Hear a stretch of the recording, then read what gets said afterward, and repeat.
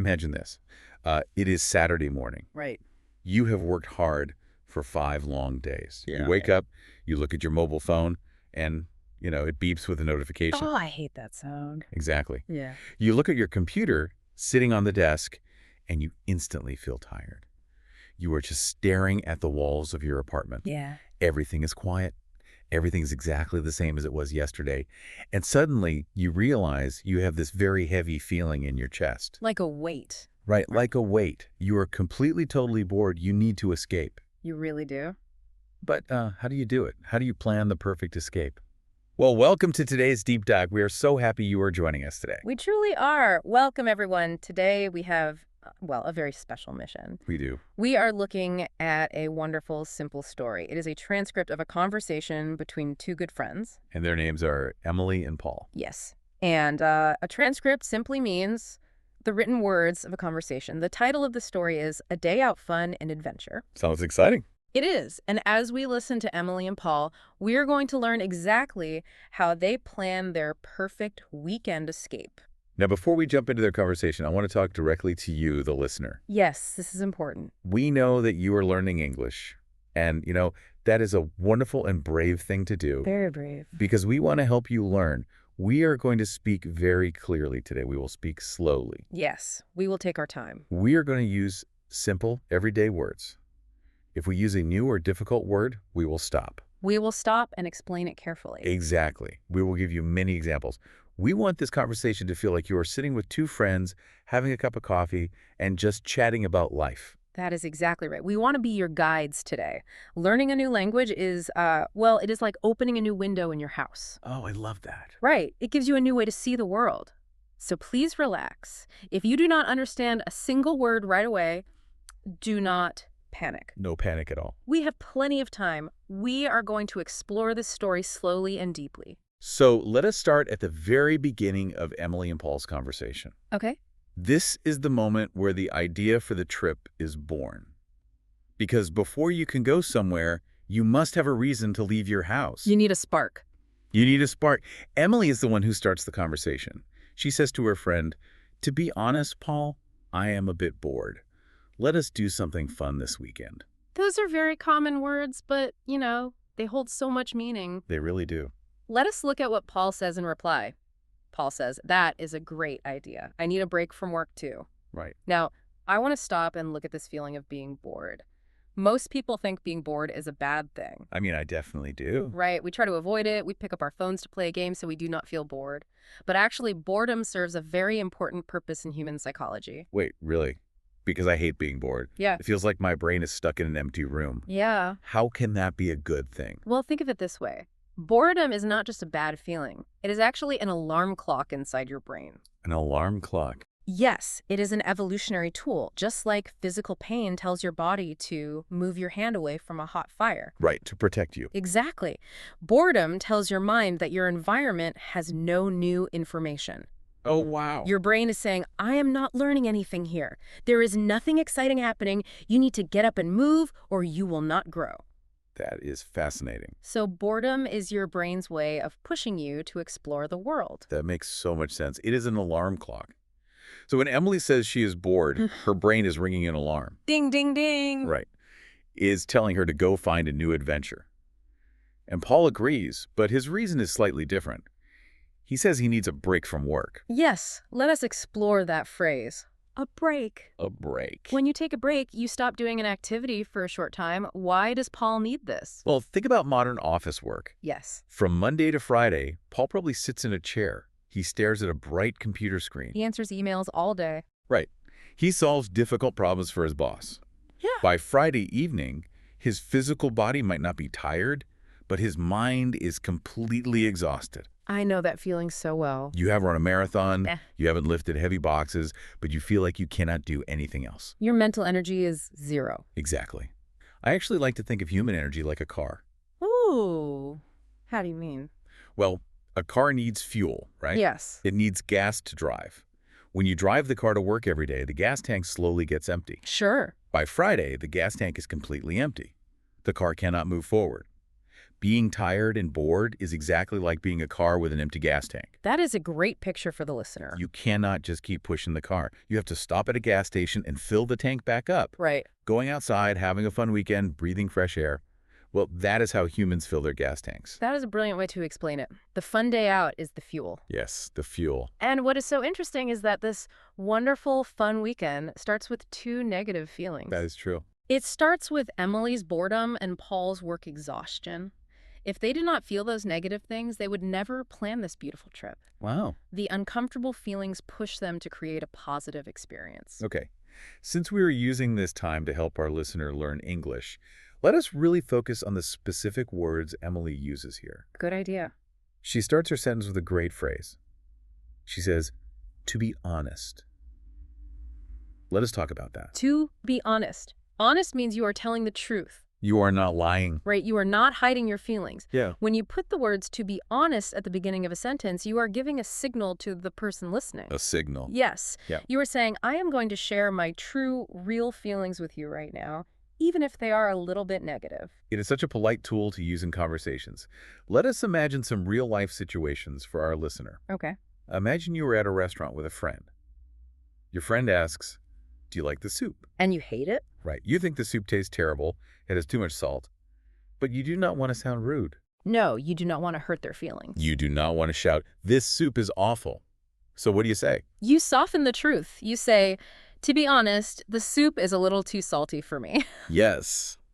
By starting with to be honest, your friend knows you are just sharing your personal truth carefully. Exactly. Or, imagine you are at work. Your boss asks, can you finish this big project by tomorrow? Oh, that is stressful. And you know it is impossible. You need 3 days. You can say, to be honest, I need a little more time to finish this correctly. It sounds professional, but it tells the clear truth. Right. Emily uses it to tell Paul that she does not want to pretend she's happy sitting at home. She is truly bored. And Paul answers with his own truth. He says he needs a break. A break. We talked about what a break is, but it is important to know how often we use this in daily life. Very often. If you are studying English vocabulary for 2 hours, your eyes will get tired. You can close your book and say, I need a break. Yes. You go drink some water, you look out the window, that is a break. So they have the spark. They agree they need to escape. They need to fill their empty gas tanks. Right. But here's the big problem. Knowing that you want to leave your house is easy. Agreeing on exactly where to go with another person is, well, it is very difficult. It is the hardest part. This is where they have to negotiate. Negotiate is a very important word. To negotiate means two people talk together to reach an agreement, especially when they start with different ideas. Like a discussion? Exactly. You negotiate when you buy a house. You negotiate a salary at a new job. And friends negotiate when they plan a weekend trip. Let us see how Emily and Paul negotiate. Mm. Emily speaks first. She has the first idea. What does she say? She suggests going to the beach. She says the weather forecast shows it will be sunny and warm. Oh, nice. Now, I have to say, I completely agree with Emily here. The beach is the best place to go. You think so? Oh, definitely. You have the hot sun, the cool ocean water, the soft sand. It is perfect. It does sound nice, but Paul says no to the beach. Which I think is crazy. Why would he say no to the beach? I love the beach. People have different tastes. You can play games in the sand, you can listen to music, you can buy ice cream. What is wrong with the beach? Well, let us look at Paul's reason. He does not just say, no, I hate the beach. Yeah. He gives a very specific reason. He says, the beach sounds nice, but it is always so crowded on Saturdays. Okay, let's explore that word. Crowded. What does it mean when a place is crowded? A crowd is a large group of people. When a place is crowded, it means there are too many people in one space. It's completely full. If you imagine the beach on a sunny Saturday, what do you see? Well, I see thousands of people. I see families with loud children playing. Loud children. I see people playing loud music on radios. Well, Every piece of sand is covered with towels and chairs. yes. You have to walk very carefully so you do not step on someone's foot. Exactly. Now remember Paul's goal? Why is Paul going on this trip? He needs a break. He said he needs a break from work. Work is full of noise. Work is full of people asking him questions. Right.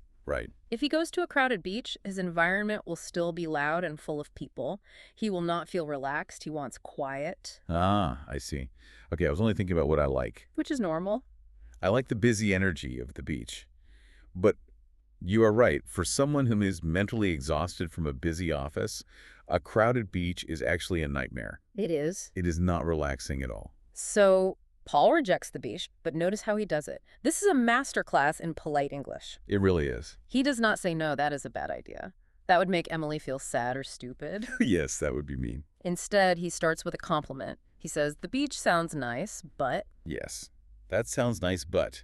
This is a magic phrase for our listener to learn. A magic phrase. Always agree a little bit before you disagree. You validate the other person's idea. You make them feel heard. Exactly. Then you introduce your problem. The beach sounds nice, but it is crowded. After he rejects the beach, Paul must offer a new idea. It is not polite to just say no and then wait. No, you have to bring a solution. You have to suggest something else. Paul says, what about the mountains? We can go hiking. The mountains. That is the complete opposite of a crowded beach. It really is. The mountains are tall, quiet, and lonely. You are surrounded by tall green trees and gray rocks. Beautiful. You might walk for hours and never see another human being. It sounds exactly like what Paul wants. He wants silence. Yes, but now it is Emily's turn to react. Does she want to go to the mountains? I see. She says, hiking. That sounds energetic, but I don't have hiking boots. She uses the exact same polite structure Paul used. She does. She says, that sounds energetic, B-U-T. She gives a compliment and then gives her reason for saying no.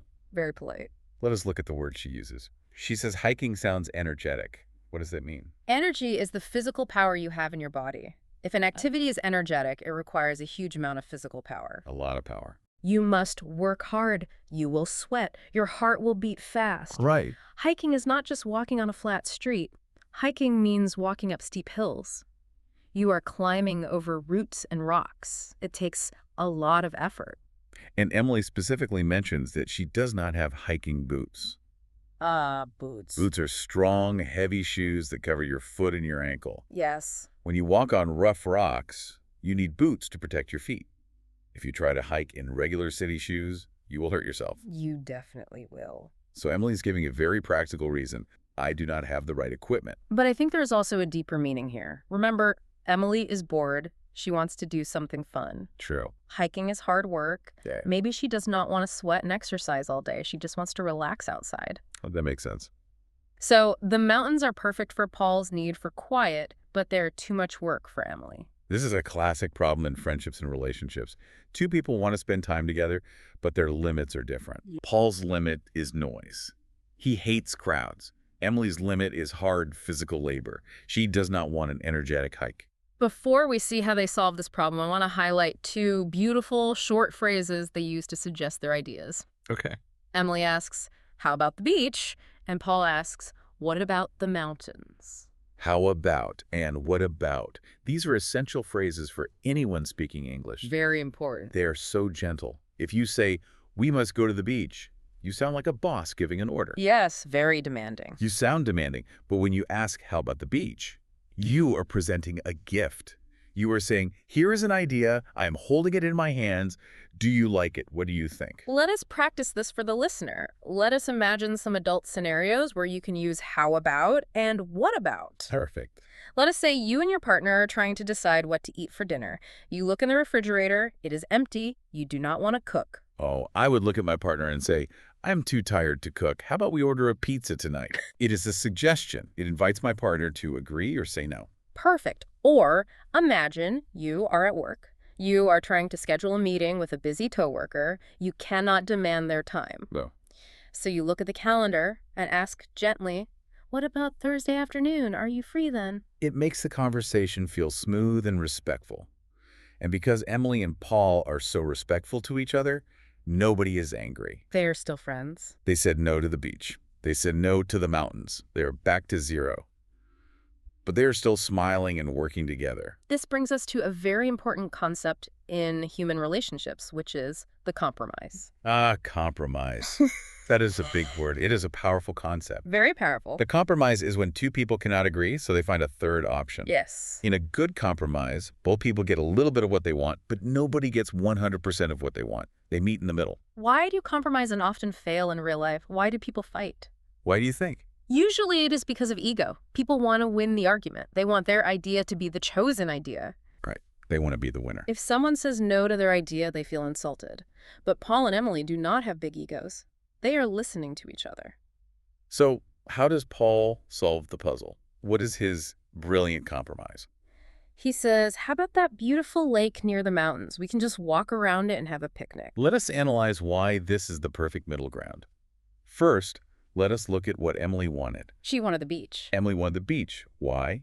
Because she likes water and she likes relaxing. Yes. A lake is a large body of fresh water. So Emily gets water. She gets to relax near the water. Exactly. And what did Paul want? Paul wanted the mountains. Right. Why? Because he wanted quiet, nature, and no crowds. A lake near the mountains gives him the quiet environment, the trees, the fresh air. And finally, Emily did not want to do energetic hiking. Paul suggests they just walk around it. A simple walk. The path around a lake is usually flat. It is easy walking. You do not need heavy hiking boots. You can wear normal shoes. Yeah. It solves every single problem they had. Emily immediately loves this idea. She says, a picnic. I love that idea. A picnic. Now, this is where the teamwork really begins. A picnic is a very special kind of meal. Yes, let us explain what a picnic is to our listener. Okay. A picnic is not just eating food outside. If you buy a hot dog on the street and eat it while walking to work, well, that is not a picnic. Definitely not. A picnic is an event. You prepare food at home, you pack it carefully in a basket or a bag, you travel to a beautiful location in nature, and you sit on the ground to eat it. It is a deliberate choice to dine with nature, and planning a picnic requires organization. Yes, it does. Listen to how Emily and Paul divide the work. Emily says, I will bring some sandwiches and fruit. And Paul replies, great, I will bring cold drinks and a blanket. They are sharing the responsibility equally. One person is not doing all the hard work. This is the sign of a healthy friendship. I want to focus on the items they are bringing because these are classic, traditional picnic items. Very classic. Emily's bringing sandwiches. Why are sandwiches the perfect picnic food? Well, think about the mechanics of eating outside. If you cook a bowl of hot soup or a plate of pasta, you need bowls, plates, forks, and spoons. Yes, lots of dishes. You need a flat table to rest your bowl on. If you're sitting on the grass, balancing a hot bowl of soup on your legs is very difficult and messy. Yes, you will definitely spill the soup on your clothes. You will. But a sandwich is brilliant engineering. You take meat, cheese, and vegetables, and you trap them between two dry pieces of bread. Edible plates. The bread acts as an edible plate. You can hold the entire meal in one hand, your fingers stay clean, you do not need any metal forks, you just eat it. It is the ultimate travel food. And she is also bringing fruit. Apples, bananas, grapes. Perfect for outside. Fruit is naturally wrapped in its own skin. You can throw an apple in a bag, carry it for miles, and it is still perfect to eat. It is sweet and refreshing. Then Paul is bringing cold drinks. When you spend time outside in the sun, your body temperature goes up. You get hot. You sweat. You lose water. You must drink cold liquids to cool your internal temperature down and stay hydrated. And finally, Paul is bringing a blanket. Let us explain this word clearly. The blanket. A blanket is a large, soft piece of thick cloth. Usually you keep a blanket on your bed. Right. When you sleep at night and the air is cold, you pull the blanket over your body to stay warm. But for a picnic, you use the blanket differently. You do not wear it, you put it flat on the ground. Why do you do this? Because the ground in nature is dirty. There is dirt, wet grass, small bugs, and rough rocks. Yes. If you sit directly on the ground, your clothes will get ruined. The blanket creates a clean, soft, dry island in the middle of nature. It becomes your dining room floor. So they have the food, the drinks, and the blanket. The plan is coming together perfectly. It is. But there is one final choice they must make before they leave. How will they travel to the lake? Emily asks a practical question. Should we go by bus or by car? Paul answers quickly. He says, let's drive. It is faster and we can play music on the way. So they choose the car. So they choose the car. But I have to push back on Paul again here. I am not sure I agree that a car is always the best choice for a relaxing trip. Really? Why would you prefer the bus? Most people love driving their own cars. Because driving is actually hard work. Think about it. Okay. When you drive, you have to keep your eyes perfectly focused on the road. You have to watch out for dangerous drivers. That is true. You have to stop at red lights. You have to navigate the map. If there is heavy traffic, you feel stressed. Traffic is awful. That does not sound relaxing to me. If you take a public bus, you buy a ticket, you sit in a big seat, and you can completely turn your brain off. Very passive. You can look out the large window. You can even close your eyes and sleep. while the bus driver does all the hard work. You make a very strong argument for the bus. It is definitely more passive. But let us look at Paul's reasons for the car. What are they? He mentions two things, speed and control. He says the car is faster. A bus has to stop at many different stations to pick up other people. It takes a long, slow route. That's true. A car goes directly from your house to the lake. You save time. And second, Paul says they can play music. This is about controlling your environment. Control. On a bus, you must be quiet. You are surrounded by strangers. You cannot talk loudly to your friend. Yeah. But inside a car, it is your private world. You can turn the radio up very loud. You and your friend can sing your favorite songs together. The fun begins the moment you start the engine, not just when you arrive. Okay, you have convinced me. The car is the right choice for two friends who want to sing and laugh together. I think so too. Emily agrees too. She says, great, I'm so excited for our trip. And that ends the planning phase. They have successfully negotiated their perfect day. Which means it is time for us to jump into the car with them and travel to the lake. Let's go. The driving is finished and they finally arrive at the water. The transcript gives us a very specific detail to set the scene. It says we hear the sound of birds chirping and water. The moment you step out of a car after a long drive, the very first thing you notice is the change in the atmosphere. Yes, the sounds. Let us talk about what they hear. They hear birds chirping. Chirping. It is a wonderful word. Let us explain it. Please do. Chirping is the specific sound that small birds make. It is short, high, and quick. Tweet, tweet, tweet. Dogs bark. Cats meow. Small birds chirp. And they hear the water. This means they hear the gentle, soft sound of the lake moving and hitting the rocks on the shore. Very peaceful. Why is this important? Because this is a sensory shift. Sensory. The senses are how our bodies experience the world. We use our eyes to see, our ears to hear, our nose to smell. In the city, the senses are constantly attacked by harsh things. Yes, think about the sounds of the city. Loud car horns, the scream of sirens, the heavy rumbling of big trucks, construction machines breaking the street. It is terrible. These sounds cause stress in the human brain. But the chirping of a small bird and the moving of water, well, these are the oldest sounds on Earth. That is beautiful. Our brains are programmed to feel safe when we hear them. After they hear the nature, they look at it. Emily looks out at the lake and says, "The water is so blue and clear." Let us explain this word, clear. Clear is a very important descriptive word. When a liquid is clear, it means it has no dirt or color blocking your vision. You can see through it. You can look completely through it, almost like it is made of invisible glass. If a river is near a big, dirty city, the water is usually brown or dark green. Yes. You cannot see what is under the surface. It looks muddy and polluted. But this lake is far away in the mountains. The water is clear. Very clean. If you stand on the edge, you can look down and see the round stones at the bottom. You can see tiny silver fish swimming around. Exactly. From an evolutionary perspective, humans love clear water. Thousands of years ago, if our ancestors found clear water, it meant it was safe to drink. It meant survival. It meant survival. So when we look at clear water today, we still feel a deep biological sense of peace and joy. Then Paul points out something else. He says, breathe in that fresh air. It is much better than the city. Let us practice this action with our listener. The action is to breathe in. Okay, let's try it. To breathe is to take air into your body so you can live. When you breathe in, you pull the air through your nose, down your throat, and into your lungs. Your chest gets bigger. Let us try it. Take a slow, deep breath in through your nose. Hold it for a second. Now let the air out. That is breathing in. Now, why does Paul specifically say it is fresh air? What makes it different from the air he breathes every single day? It is the contrast. Contrast means looking at the big difference between two things. Paul lives and works in a city. Think about what is in city air. Oh, a lot of bad things. There are millions of cars burning gasoline. There are factories blowing smoke.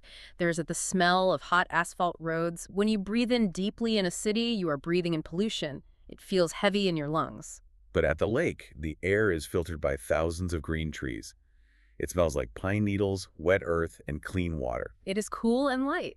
It physically feels different inside your body.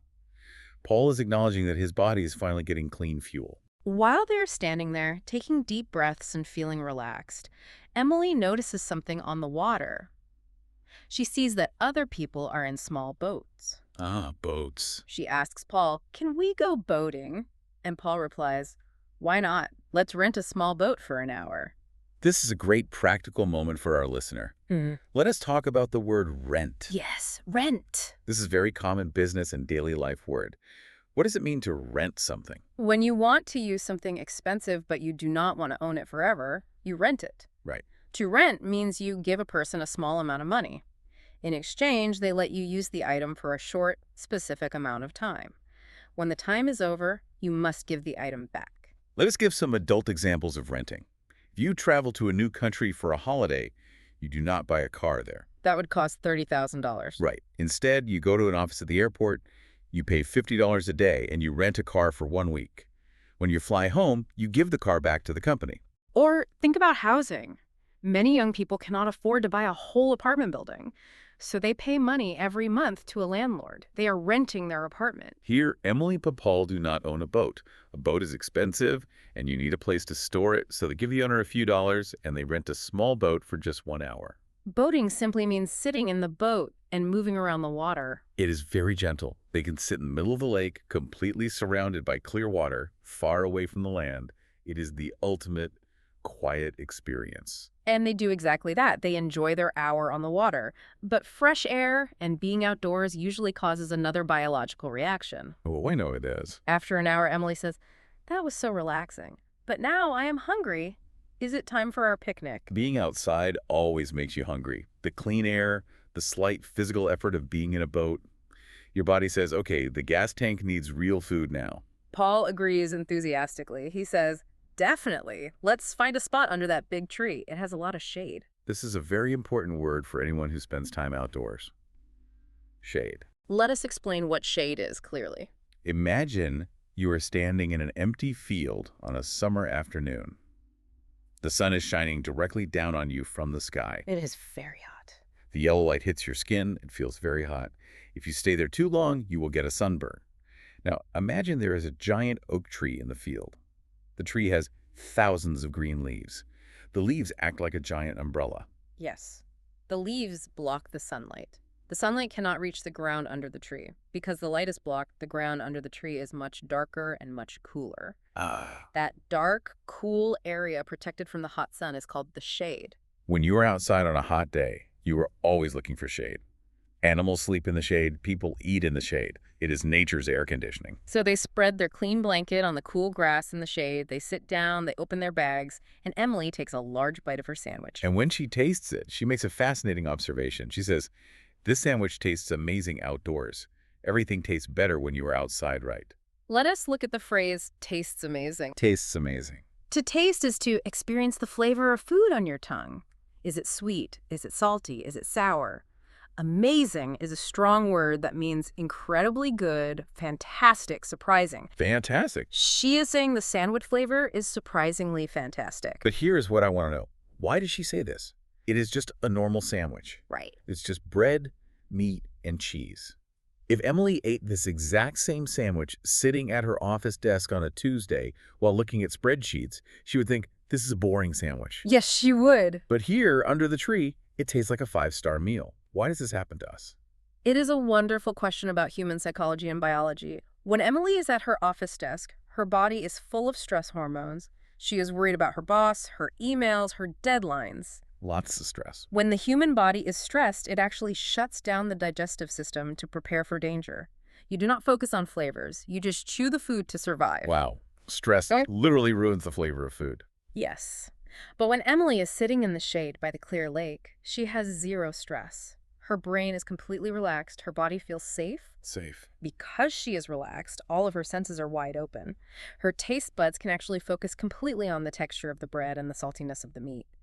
Happiness makes the physical experience of eating better. That is incredible. The environment changes the food, but just as they are enjoying this perfect, peaceful, amazing meal, well, something funny happens. What piece is broken? The piece is broken.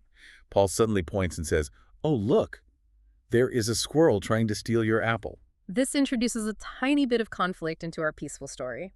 Let us explain what a squirrel is to our listener. The squirrel. A squirrel is a very common, small, wild animal found in parks and forests in many countries. It has brown or gray fur. It has a very big, fluffy tail. Squirrels climb trees very quickly. Yes, very fast. They love to eat nuts, seeds, and sometimes fresh fruit. And they're very brave. Yeah. If they see food sitting on a blanket, they will walk right up to it. Yeah. So a small squirrel is slowly walking toward Emily's apple. Emily sees it and she yells, "Hey, go away, little squirrel." She waves her hands, but then she starts to laugh. She says, "Ha ha, he's so cute." It is such a funny and realistic moment. I want to ask you a question about this. Is this squirrel a sweet little friend from the forest who just wants to say hello? Or is this squirrel a tiny, furry criminal trying to steal their expensive fruit? Oh, it is definitely a criminal. Yeah. It is a thief. The squirrel does not care about Emily's feelings. It just sees a free lunch. True. But this brings up a great word, cute. Why isn't Emily angry? If Yuma walked over and tried to steal her apple, she would be furious. She would call the police. Yes, she would. But because the squirrel is small, furry, and has big eyes, humans think it is cute. Cute means sweet and pleasant to look at. A baby is cute. A puppy is cute. So she protects her apple by telling the squirrel to go away, but the interaction brings her joy. It makes her laugh. It is a nice moment. And this is part of the magic of being outdoors. Nature is unpredictable. When you sit in a restaurant, a squirrel does not jump on your table.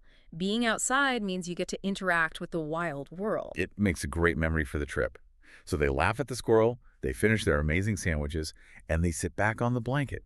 They are full, they are cool in the shade, and they are completely relaxed. This brings us to what I think is the most important sentence in the entire story. Yes. The picnic leads them to a moment of deep philosophical reflection. Paul looks around at the trees and the water, and he says, "This is the perfect way to spend a Saturday. No phones, just nature." No phones, just nature. It is such a simple sentence, just 5 words. But it is so heavy and powerful. Very powerful. Let us really unpack this for our listener. Why does Paul specifically mention phones? He did not say no computers. He did not say no televisions. He focused on the mobile phone. Why? Because in modern life, the mobile phone is the ultimate symbol of connection and stress. Think about what a smartphone really is. Yes, it is a tool for communication, but it is also a small box of demands that we carry in our pockets. It is so true. Your phone is how your boss finds you when you are not at work. Exactly. Your phone is where you read the daily news, which is often negative and scary. Your phone is connected to social media, which makes you compare your life to other people's lives. That is exhausting. And a phone is designed to interrupt you. It makes noises, ding, buzz, ring. It flashes bright lights. It constantly says, "Look at me, pay attention to me." Exactly. Earlier, we talked about Emily feeling bored and Paul needing a break from work. The phone is the bridge that connects them to the boredom and the work. A bridge to stress. The phone is the rope that ties them to their stressful lives. So when Paul says no phones, he is revealing a secret. He is defining what a true vacation really means. Yes. A real vacation is not just moving your physical body to a lake. You can sit next to a beautiful lake, but if you are staring at a screen reading work emails, you are not on vacation. You are just working outside. A true vacation is taking your mind away from the digital world. By leaving the phones in the car or turning them completely off, they have cut the rope. They cut the rope. Nature is the opposite of a phone. A tree does not send you an urgent text message. The water does not ask you to finish a project faster. The sun does not demand your attention. Nature just quietly exists, and it allows you to quietly exist with it. I want to pause here and ask you, the listener, to think about your own habits. This is a very real challenge for all of us. It really is. How often do you look at your phone? Do you reach for it the moment you open your eyes in the morning? Do you scroll through pictures while you are eating lunch? Do you stare at the bright screen in the dark before you go to sleep? It is an addiction. It has become an addiction for many people. It is a common addiction, and it is the main reason why our gas tanks are always empty. Paul's quote teaches us a lesson.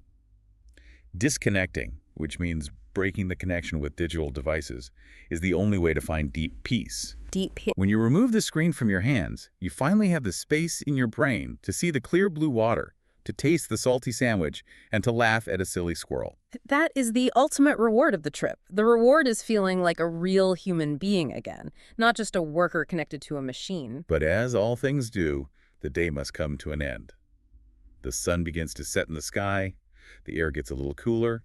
It is time to pack up the basket, fold the blanket, and go back to the city. Let us look at the final part of their story, the journey home. They're driving back in the car. The transcript lets us listen to how they are feeling after this long day outside. Emily speaks first. She says, "I am a bit tired now, Paul, but I am very happy." tired but happy. It is a beautiful combination of feelings. Tired means your body has low physical energy. You want to sleep. Right. Happy means your mind and heart feel joy and satisfaction. Then Paul replies and agrees. He says, "Me too. My legs are a little sore from walking, but it was worth it." Let us carefully examine two parts of Paul's sentence. First, he mentions that his legs are sore. Let us spell that, just to be clear on the word. S-O-R-E, sore. What does it mean to feel sore? Sore describes a specific kind of physical pain in your muscles. It is not a sharp, dangerous pain like breaking a bone or cutting your finger. It is a dull, tired ache. A dull ache. It happens when you use your muscles in a way they are not used to. So Paul usually sits in an office chair all day. His leg muscles are lazy. Today, he walked all the way around a large lake. His leg muscles had to work very hard. Yes, they did. Now, as he sits in the car, those muscles are complaining a little bit. When he moves them, they feel stiff and they ache. That is being sore. But notice the contrast again. He has physical pain. He is tired. Their gas tanks are empty again. But earlier we said this trip was supposed to fill their gas tanks. How does that make sense? Why are they empty again? This is a fantastic question. The answer is found in the last phrase Paul uses. He says, "But it was worth it." Let us really dive deeply into this phrase. Worth it. Worth it. This is one of the most common and useful phrases in the English language. It is a phrase about calculation. It is about balancing the price you paid against the reward you received. Let us look at the price Paul and Emily paid for this day out. Let's do that. They had to pay for gas to drive the car. They had to pay to rent the boat. They had to spend time driving. And physically, they spent their energy leaving Paul with sore legs. That is a heavy price. Yes, that is the negative side of the scale. But now let us look at the reward they received. They escaped their boring apartments. They breathed clean, fresh air that made their lungs feel good. Oh, yes. They ate amazing food. They laughed. They found deep mental peace away from their phones. When Paul says it was worth it, he's making a judgment. He's saying that the reward, the peace and happiness is much, much bigger and more valuable than the price, the sore legs, and the cost. Exactly. He would gladly trade sore legs for a happy heart any day. The transaction was a good deal. Let us role-play some other adult examples of using worth it so our listener can master this phrase. Okay, good idea. Imagine you want to buy a very expensive pair of winter boots. They cost $200. You have to save your money for 2 months. It is hard to save money. That is the price. But winter comes, and there is deep snow on the ground. You walk outside, and your feet are completely dry and warm.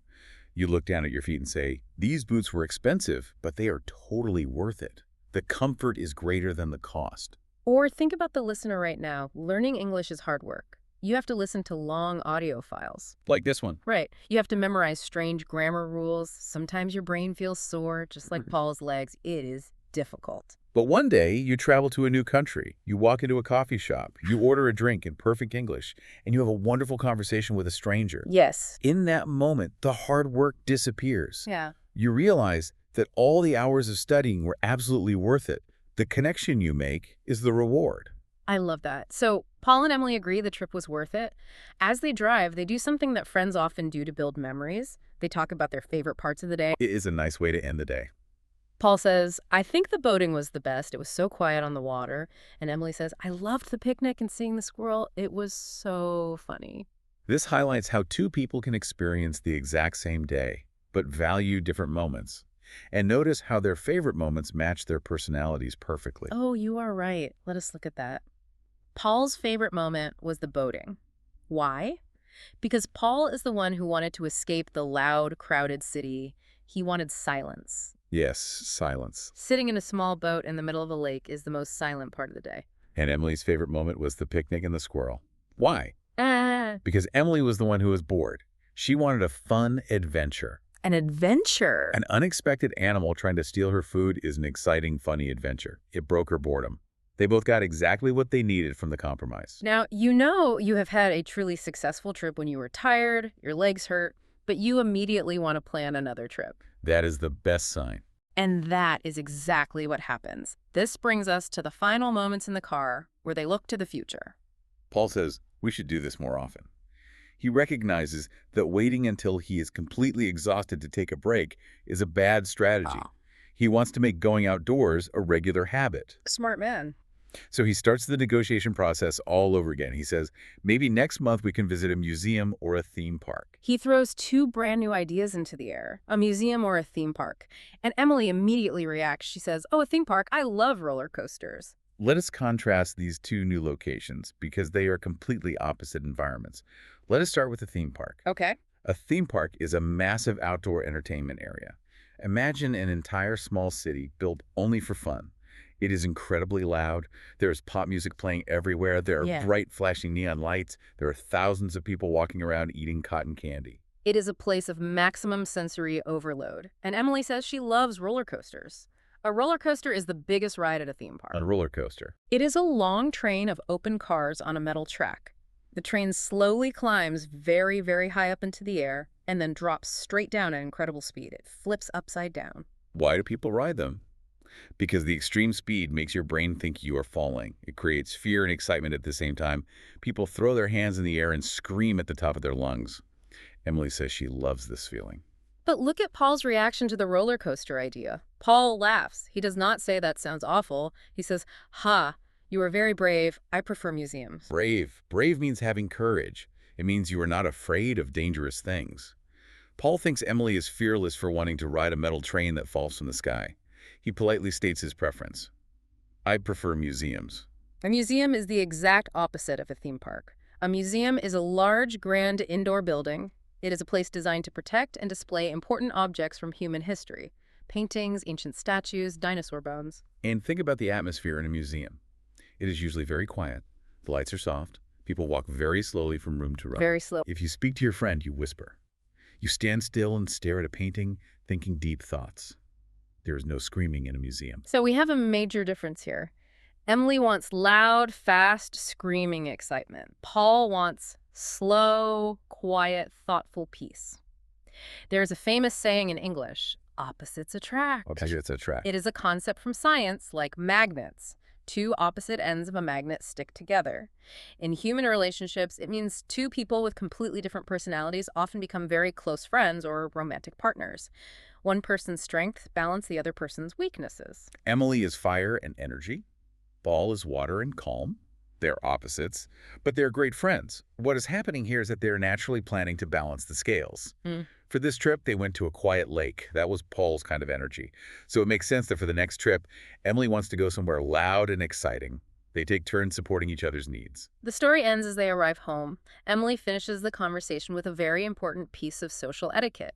Etiquette means polite rules of behavior in society. Emily says, anyway, thank you for driving, Paul. It was a perfect day out. And Paul replies, you're welcome, Emily. I am glad we went. Let us highlight this rule for our listener. If a friend uses their personal car, buys the expensive gasoline, and spends their energy driving you safely to a location and back home, what must you do? You must thank them. You must always look them in the eye and say, thank you for driving. It acknowledges their effort. It shows deep respect. It is the perfect, polite end to a perfect day. We've traveled all the way from a boring apartment to a beautiful lake and back again. But our deep dive is not completely finished. Oh, no, he's not. We have discussed the story, but now we must make sure these important English words stay in your memory forever. That is right. Practice makes perfect. To ensure you remember what you learned today, we are going to do a slow vocabulary masterclass. Let's do it. We will review 10 key words and phrases from the story. We will give you a clear definition, and we will create brand new, real-life example sentences for every single word. Listen carefully. You can even speak the words out loud with us wherever you are. Practice moving your mouth around these English sounds. Let us begin. Word number 1, how about? How about? We discussed this during the negotiation. It is the gentle way to suggest an idea. You use it when you want to offer a plan without sounding like a demanding boss. Here is a real-world example. Imagine your friend looks sad and tired after a long day of work. You want to cheer them up. You say, you look really tired today. How about we go get some coffee and talk? Perfect. Notice how friendly and open that sounds. It is an invitation, not an order. Excellent. Word number 2, crowded. Crowd, aid. This adjective describes a place that has too many people in it. The space is full. It is often uncomfortable and loud. Think about traveling to work in a big city. Here is your example sentence. I hate taking the subway train at 8 o'clock in the morning because it is always so crowded that I cannot even find a place to sit down. Ah, yes. When a train is crowded, people are standing shoulder to shoulder. You have no personal space. Exactly. Word number 3, hiking. Ick. This is the action of going for a long, energetic walk in nature, usually up and down hills or mountains. It requires effort and good shoes. Imagine planning an active vacation. Here is your example sentence. Next summer, we are going to travel to the national park and spend 3 days hiking through the pine forests. Remember, hiking is exercise. It is much more difficult than just walking in a shopping mall. Word number 4, picnic. Picnic. A picnic is a planned meal where you prepare food at home, pack it in a basket, travel to a beautiful outdoor location, and eat sitting on the ground. Here's a perfect weekend example. The weather forecast says Sunday will be warm and sunny, so let's make some chicken sandwiches and have a picnic in the park near the river. A picnic turns a simple meal into a memorable event. Word number 5, clear. When talking about liquids like water or materials like glass, clear means it is completely see-through. There is no dirt, no mud, and no color blocking your vision. It implies cleanliness. Here's an example away from the lake. Before we drive the car at night, we need to wash the front window until the glass is completely clear so we can see the road safely. Clear means zero obstruction. That's a great safety tip, too. Word number 6, shade. Shade. This is the dark, cool area created on the ground when an object, like a large tree or a building, blocks the hot rays of the sun. Think about surviving a very hot day. Here is your example. The farmer worked in the hot field for 5 hours, and then he sat down in the shade of a large oak tree to drink his cold water. Finding shade is a basic human instinct when the temperature rises. Word number 7, sore. So where?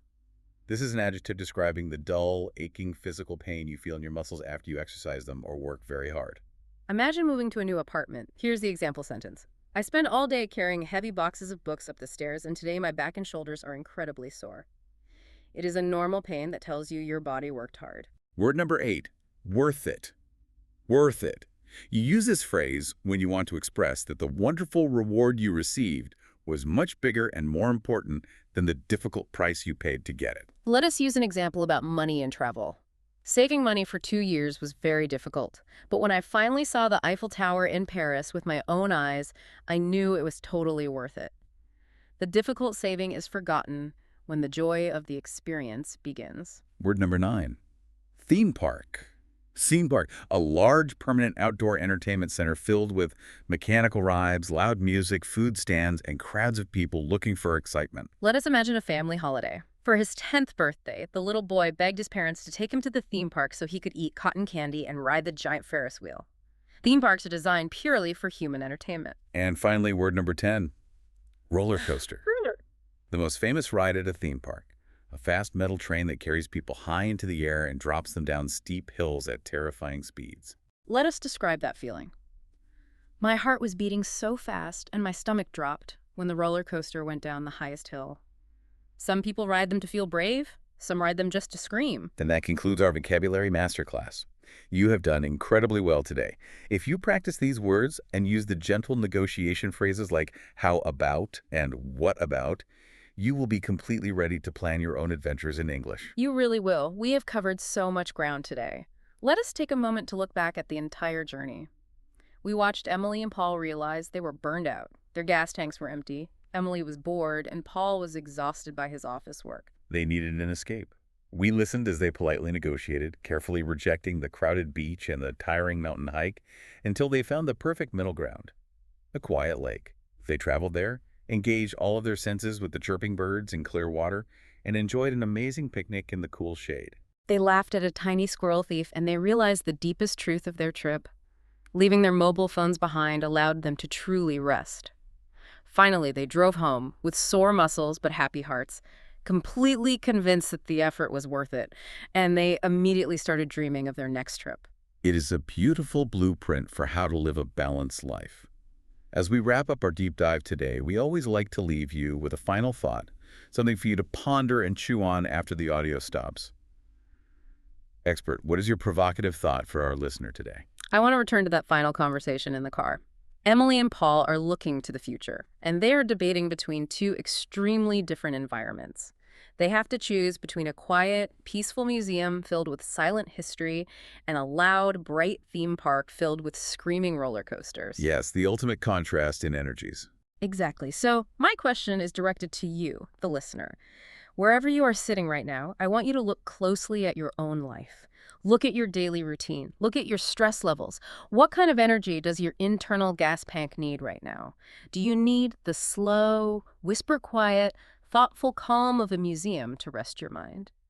Or has your life been too boring and you actually need the loud, thrilling, heart-pounding excitement of a roller coaster to wake you up? Wow, that is a deeply personal question.